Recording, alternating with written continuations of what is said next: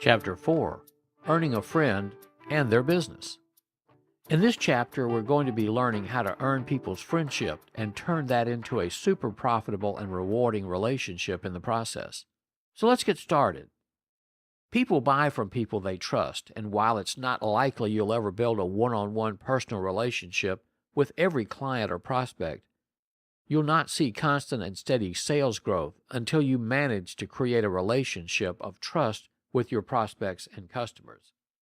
An internet marketer I know wrote the perfect article on the subject of building relationship, and he's given me permission to reproduce it here. While I could come up with my own examples, I think this article says it in a way nothing else can. Here it is. Hopefully we're all adults here, so let's talk about sex for just a minute. No, I'm not talking about porn sites. I'm talking about a look at what I call bedroom marketing and applying the same principles to internet marketing. I don't care if you're female or male, play this scenario out in your head. You walk in the door and yell, "Honey, I'm home. Take off your clothes and jump into bed because I really want you and I know you want me too." I don't know how things work around your house, but over in my neck of the woods, it's going to be no sale. And why would you expect anything different? Let's look at what was done wrong. This was a high-pressure attempt to make the sale without any regard for the feelings or state of mind of the other party. It was assumed the other party was in the mood to buy, and the pitch didn't give the person any other option but to say yes or no when a maybe later would have given the desired results. There was no attempt at rapport building. Okay, Dr. Ruth doesn't call it rapport building, but you know what I mean. There was a failure to build the other person's interest and excitement level over the offered product or service. So if you wouldn't expect that kind of approach to work with someone who hopefully loves and trusts you, why in the world would you think it would work with a complete stranger? You know what I'm talking about. We've all received an email that says something like, "Wow, I just discovered the most amazing program. My sponsor's only been in for 14 days and he's already made $144,000. This is so good, trust me, I know a good thing when I see one." Or maybe, "This is not a scam. Just click here and pay a one-time $19.99. No sponsoring. I'll help you make money. This can't fail. Just sit back and let the money roll in. I joined on Monday and I've already made over $2,000. This so-called marketer blows this ad out to 155,000 safe lists, FFAs, and classified sites, and maybe spams a few news groups along the way. 2 days go by and no sales. The marketer quits in disgust and tells everyone that internet marketing is a scam and no one's making any money. "Trust me," he says, "I know, I tried." You think I'm exaggerating. One of the sites I own is an email list management company. We provide a platform enabling our users to build lists and send mail to their prospects. Anyway, whenever someone cancels their subscription, we automatically send an email containing an exit poll form. We offer the chance to win $50 in return for telling us why they quit. We also recommend one of our other sites that may be better suited for them, but that's another article. We learn a lot about how to build a better program, but we also get to scratch our heads and wonder over responses like this one. "I've been a member of your site for 10 days now and haven't sold a thing. The internet is full of thieves and liars, and you're just one more of them." Out of curiosity, I checked the sales letter he's been sending. Here's what he wrote. "You're paying too much for your long-distance service. Send an email to," address deleted, "and see how much it will cost you with mine." Okay, let's take a look at what he did wrong besides failing to run his spell checker.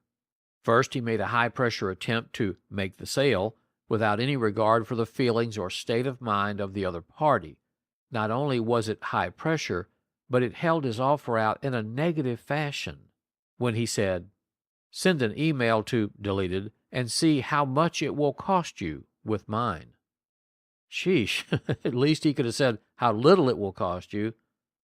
What he did was the equivalent of saying, "Honey, I'm home, and I'm dirty and sweaty. I had a garlic, onion, and liverwurst sandwich, which is still burping up every 5 minutes. Take off your clothes and jump into bed because I really want you and I know you want me too. Sure, that's a home run proposition waiting to be hit out of the park. Next, he assumed his prospect was in the mood to buy and did not give any other option but to say yes or no, when a maybe later would have given the results he was seeking. In fact, he didn't give his prospect any option at all when he said, send an email to blank. No one in their right mind is going to respond to an offer from a total stranger to give that stranger their email address. It's no wonder he didn't make any sales. He didn't take any time to build rapport. He tried, and failed, to pull off a full-court press and fell flat on his face. He failed to build an excitement level over his product or service. He didn't even build a mild curiosity level. In fact, his letter doesn't even rate a twitch of the right eyebrow. So, does this all sound familiar?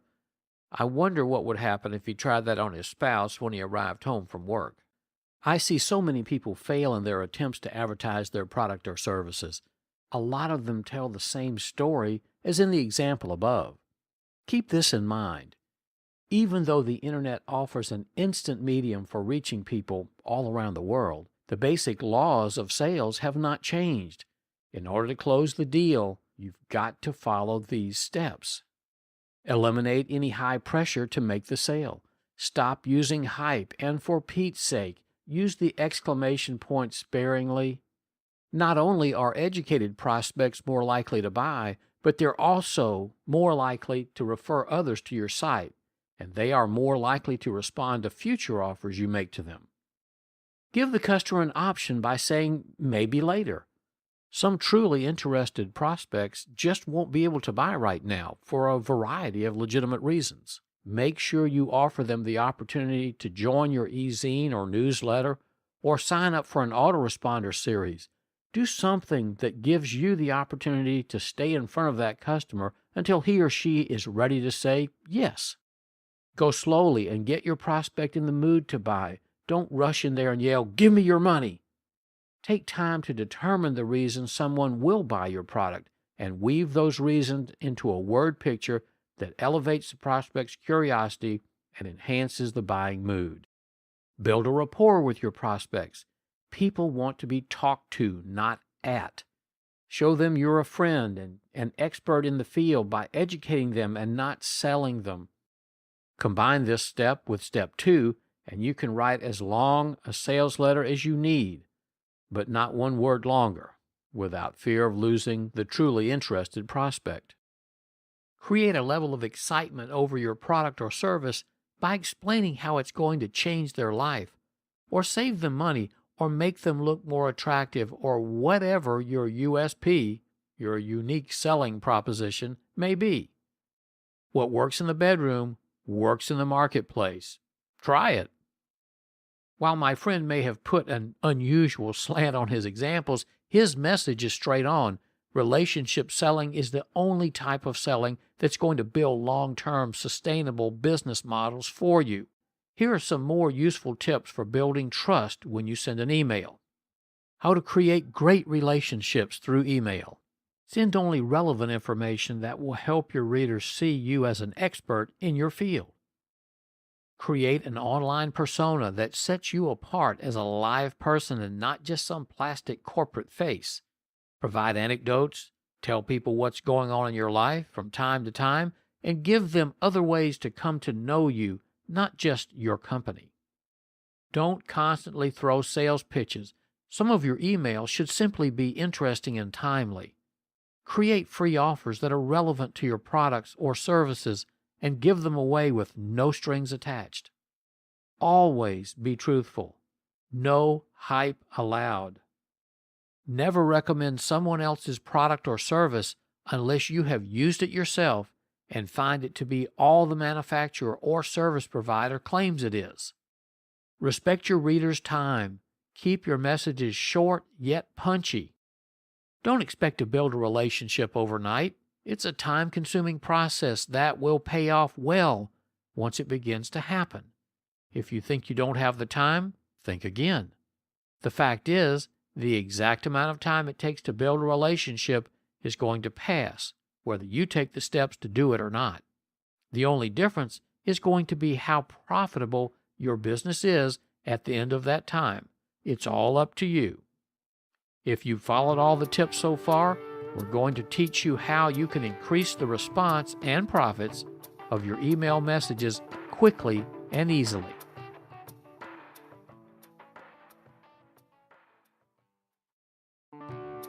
Chapter 5. Make more money from your emails. In this chapter, we're going to go over how you can get your email to be more profitable and why this is an important step in your email marketing efforts. In the preceding chapters, I've focused on what to write and how to write it. In this chapter, the focus is going to be on results. You might be thinking if you followed along with the advice presented in this book, you're going to get great results. And if you didn't, you won't. Well, if only email marketing was that simple. Even if you followed the advice given, don't be so quick to fire off that email just yet. Remember, you don't want to ruin your chances of getting the best response you can get. There are a few more steps you can take to help you find out the effectiveness of your email, and there's still time to take these steps before you send that email to your readers. Just like the proofreading steps, these steps are going to take a bit of extra time, and you might be tempted to skip them, but don't. You have an opportunity to seek out the advice of others who can let you know whether you're hitting your target market or not, so take it. If you're right on the mark, then fire away. But if you aren't, well, then there's still time to refine your email. Measuring email. 1. Ask someone you know. Now, you might be thinking you've already shared your email with a friend when you asked that friend to proofread it for you. And you did. But that time you were simply in need of another set of eyes to look at what you had written from a grammar and spelling perspective. This time you want to get even more friends involved. Don't worry about whether or not they have a background in marketing or even if they understand the product or service you're promoting. Just let them know you're sending this email to your list and you want to know if they think the copy is clear and effective, and if after reading it, they'd be inclined to click on the link for more information. Make a list of all their comments and suggestions. Don't feel obligated to implement every one of them, but don't argue or present them with justifications for why you wrote what you wrote. You simply want to get unbiased opinions that will closely match the thoughts and reactions your email will generate in the real world. 2. Ask people in an online group or forum.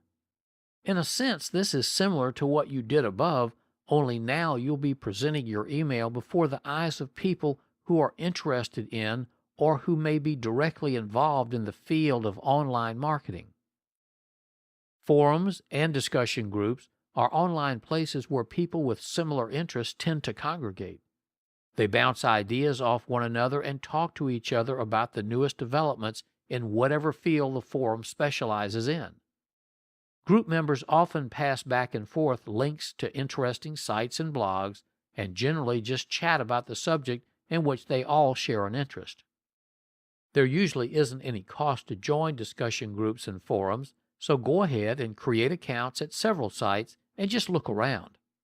Once you're comfortable about how discussion groups on this type of topic are handled, post your email message and ask for critiques. Let the members know you want to fine-tune the ad before it's mailed and you value their judgment. Then all you really have to do is monitor the site so you'll know when you're starting to receive feedback. Read what others have to say about what you've written, ask for clarification if you don't understand something someone has written, and just participate as much or as little as makes sense in the situation. This is a great way to seek out opinions about something which you may not be looking at objectively. Again, don't feel obliged to implement every one of their suggestions, and don't argue or present them with justifications for why you wrote what you wrote. 3. Check your inbox. That's right. If you've gotten into the habit of instantly deleting emails that come from people you don't know, then you're missing out on a great opportunity to learn from other email marketers. Instead of deleting these emails, you should start taking a good long look at them. Pay attention to the words others are using in their headlines, how they're laying out their copy, And what about the messages grabbing your attention? While you never want to copy someone else's work, you can certainly pick up some good ideas and techniques by reading what other marketers are sending. After soliciting the advice of others and looking at examples of what other email marketers are doing, how much you ultimately modify your email message is totally up to you. All you did was solicit advice from others, and it's not like they're going to get mad at you if you don't do what they suggest. Again, your goal was to simply expose your email to one more round of potential enhancements before you unleash it onto the internet. If you do end up making any changes, be sure to final proof the piece when you're finished making your changes. Measuring dissected. Stop! Don't send that email yet. There's still one missing piece to the email marketing puzzle. Remember, your email isn't selling anything. It's merely trying to get the reader to click on the call to action and visit your landing page. Since this is the case, it's not sufficient for you to measure the email message's success by how many sales you ultimately end up making. That's because you may have a highly effective email and a dismal sales response if your message is great but your landing page is awful. That's why it's important to be able to measure the effectiveness of the email message's ability to drive readers to your landing page, in addition to being able to measure how many sales that landing page has produced.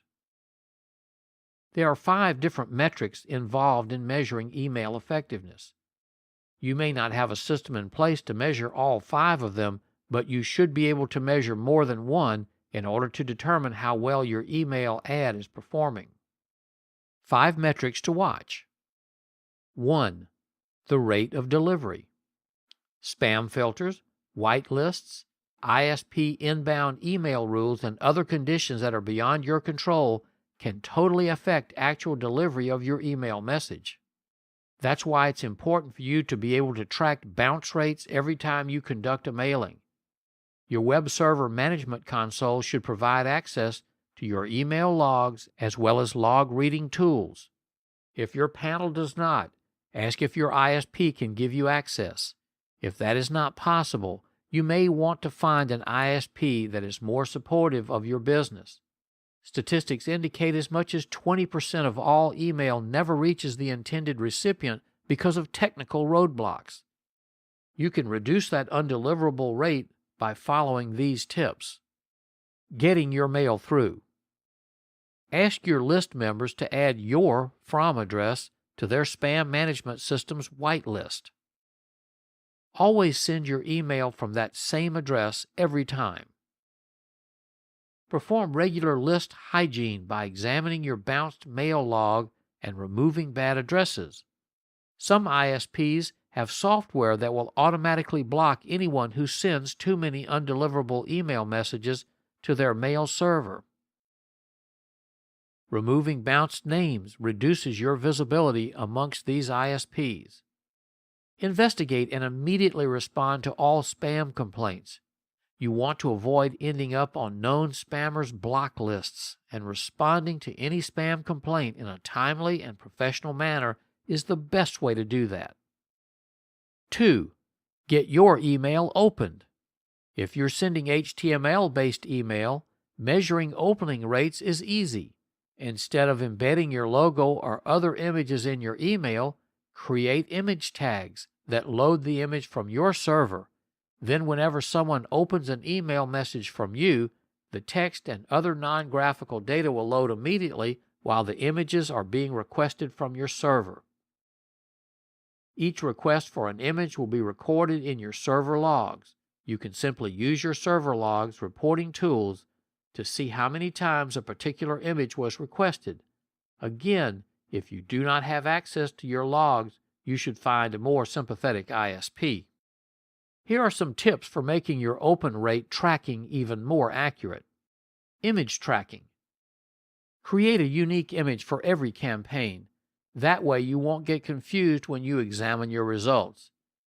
You don't have to use a large image in order to create an effective tracking strategy.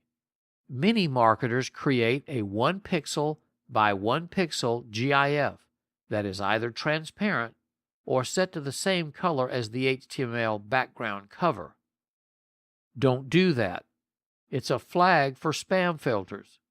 Use a standard graphical image like one of your bullet points or some other relatively small graphical image instead. Keep your GIF size well under 50 bytes. File naming. Create a meaningful file name that will let you easily connect the image download request to the campaign that generated it. If you name or number your campaigns, use that same name or number as your file name. Otherwise, name the file after the date the campaign was executed. Inserting the graphic. Insert the image at the very bottom of the email in order to avoid false opening rates generated by people who use an email reading panel to preview the first few lines of their messages without actually opening them. Set up your stats application. Make sure your web server logs or traffic generation logs are configured to show image requests. Some will only report page views. Tracking time frames. In most cases, your email message will be opened within the first 72 hours after it is sent. However, you should monitor results for at least 7 days in order to account for people who are on vacation or away from their email for any other reason. Your open rate. This is a simple formula. You simply divide the number of times the image was requested by the number of email messages sent. For instance, 500 images requested divided by 10,000 email messages sent equals 0.05%. This is not a 100% accurate indicator of your email message open rate because there is no way to account for the same person reading your email message multiple times, and it does not account for people who have image download turned off on their email client. If you don't want to go the do-it-yourself route for checking email response, you should consider buying one of the email management systems that provide complete statistics on number of sent messages, delivered messages, unique and total clicks, opens, forwards to third parties, and overall delivery rates. You can also subscribe to commercial email management providers that send the email messages out on your behalf and provide complete statistical reporting. Here are some software products and service providers for you to consider. Mailing Solutions, MailLoop, ProfitSponder, Constant Contact, Vertical Response, Aweber, GetResponse. Is my open rate up to snuff? There is no one answer to that question. A lot depends on the particular marketing segment you're targeting, the quality of your list, and the effectiveness of your headline. Industry expert Opt-in News reported business-to-business B2B email has an open rate as high as 71%, while business-to-consumer B2C email typically came in at 41%. Your experience may vary widely. Don't be disappointed if your open rates are much lower, even dismally lower. That's just an indication you need to rework your headlines. 3. Measuring click-through rates. Your next important metric is the click-through rate, or CTR, from your email message to your landing page.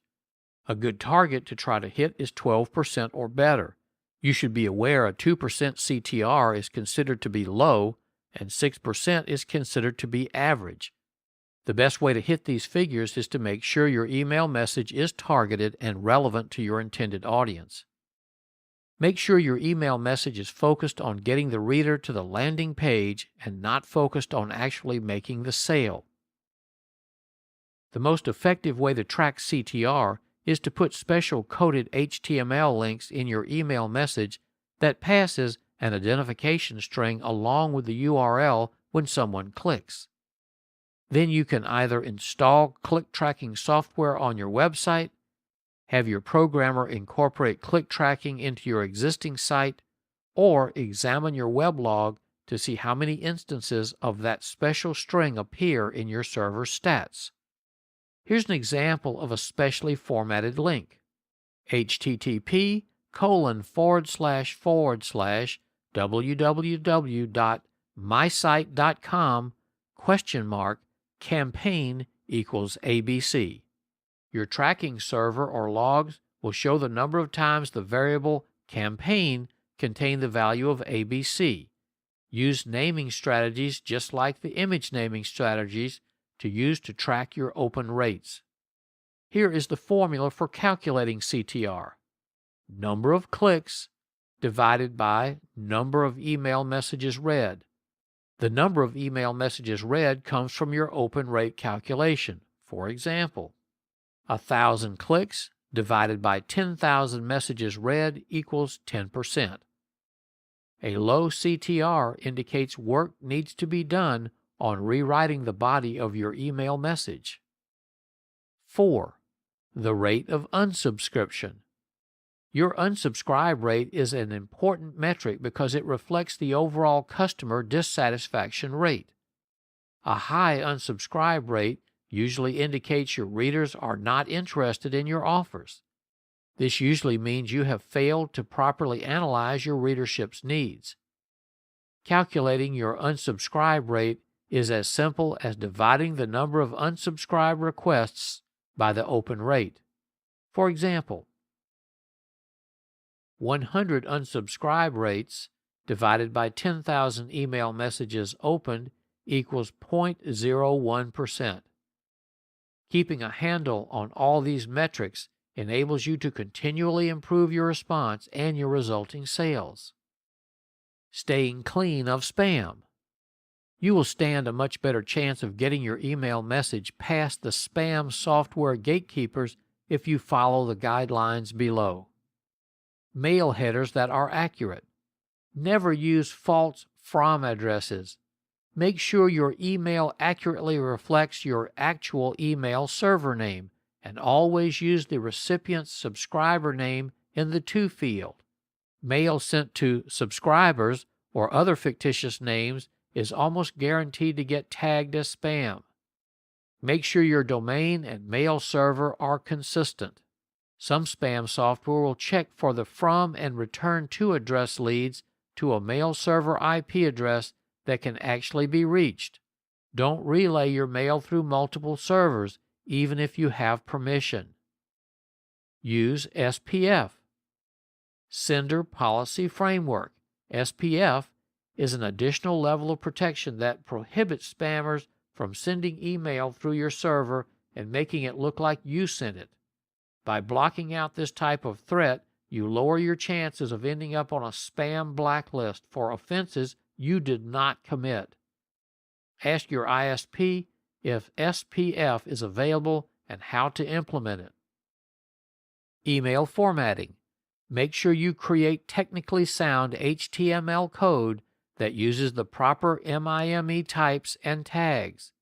Avoid using HTML generators like FrontPage to create your HTML email messages. Be careful of warnings. Avoid adding disclaimers like "this is not spam" or citing references to non-existent government rules or laws. You should add any message footers required by the CAN-SPAM Act or the email marketing laws of your country.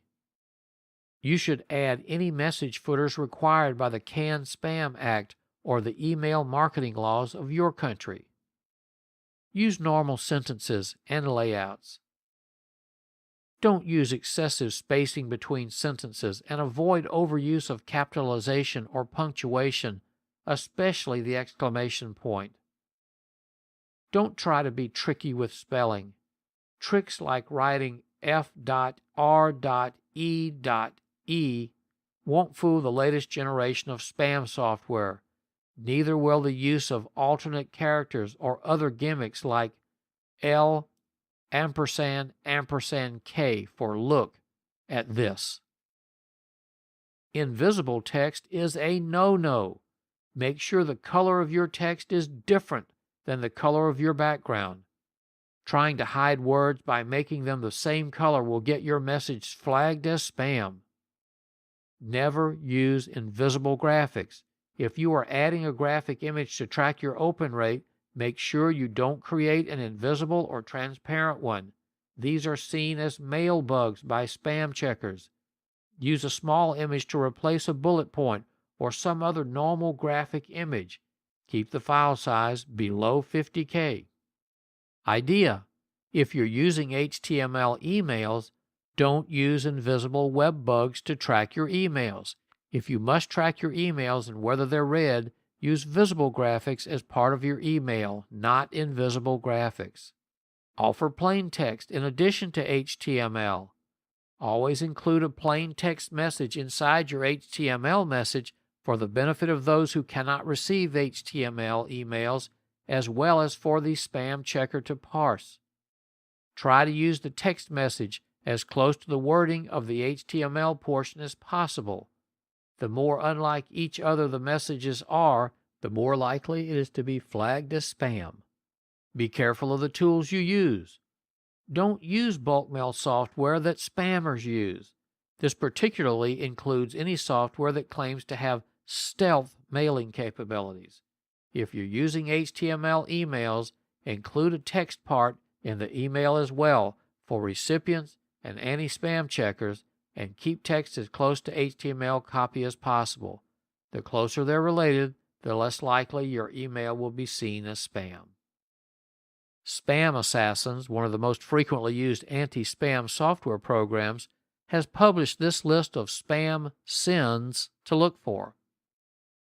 Body of message incorporates a tracking ID number. Body of message contains a large block of hexadecimal code. Body of message contains one or more lines of yelling, i.e., all caps. Message includes Microsoft executable programs. Message body has at least 70% blank lines. Message header indicates message was sent directly from dynamic IP address. Message from field appears to not contain a real name. Message from field ends in numbers. Message header contains numbers mixed in with letters. Message subject includes the term offer. Message to field contains spaces. Message reply to field is empty. Subject has exclamation mark and question mark. Subject is all caps. Message subject starts with an advertising tag. Message from field contains the term friend. Subject contains as seen. Subject starts with dollar amount. Subject contains double your. Subject contains for only. Subject contains free. Subject contains free instant. Message contains excessive images without much text. Message body contains the term nobody's perfect. Message body claims not to be spam. It's hard enough to get emails delivered these days. There's no sense complicating the issue by having your message flagged as spam when they're not.